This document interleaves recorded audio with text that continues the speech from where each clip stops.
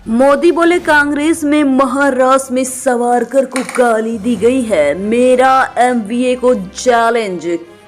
कांग्रेस नेताओं से बाल ठाकरे की प्रशंसा करवा कर दिखाएं। प्रधानमंत्री नरेंद्र मोदी ने शुक्रवार को यानी कि 8 सितंबर को नासिक के धुले और महाराष्ट्र चुनाव अभियान की शुरुआत की। प्रधानमंत्री नरेंद्र मोदी ने शुक्रवार को महाराष्ट्र विधानसभा चुनाव के लिए प्रचार की शुरुआत की।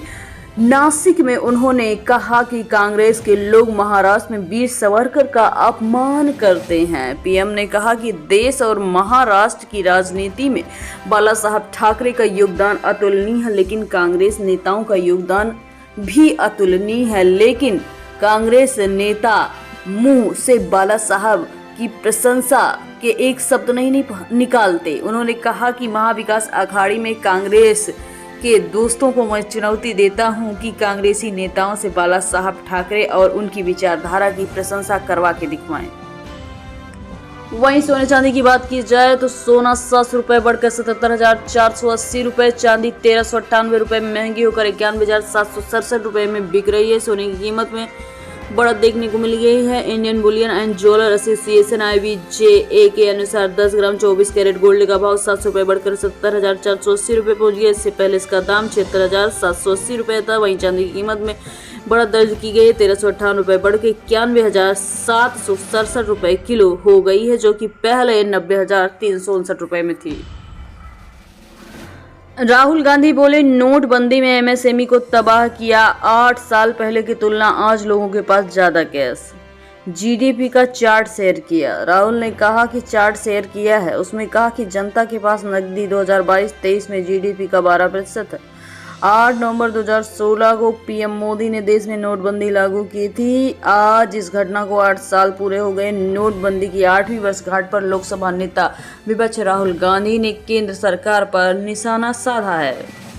अंतरिक्ष में बेहद कमजोर हो गई हैं सुनीता विलियम्स। अंतर्राष्ट्रीय स्पेस स्टेशन में फंसे अंतर्राष्ट्रीय यात्रियों की सेहत को लेकर चिंता जताई गई है।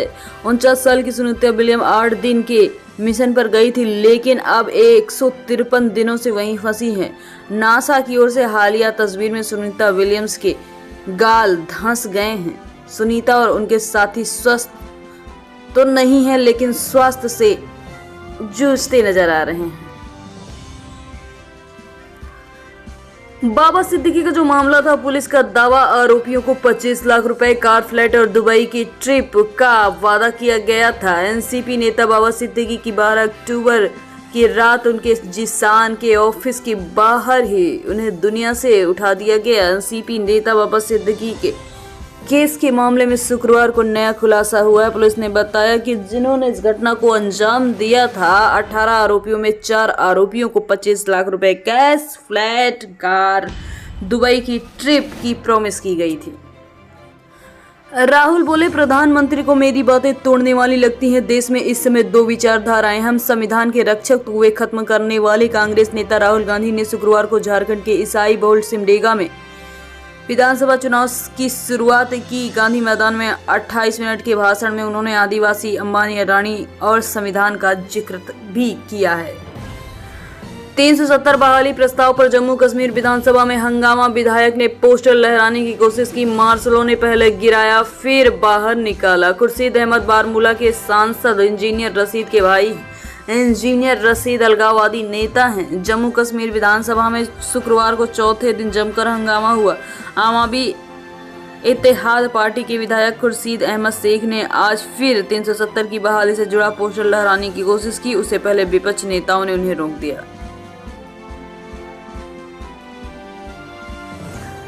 पीएम मोदी का महाराष्ट्र में चुनाव प्रचार का दूसरा दिन। अकोला और नांदेड़ में मोदी के साथ शिंदे, फडणवीस भी पहुंचेंगे। 20 नवंबर को वोटिंग होगी। पीएम मोदी को अकोला और नांदेड़ की रैली में महाराष्ट्र के भाजपा अध्यक्ष चंद्रशेखर बावनकुले भी शामिल रहेंगे। महाराष्ट्र विधानसभा चुनाव की वोटिंग को 12 दिन शेष हैं। पहले प्रधानमंत्री मोदी को चुनाव प्रचार शुरू करने की बात है।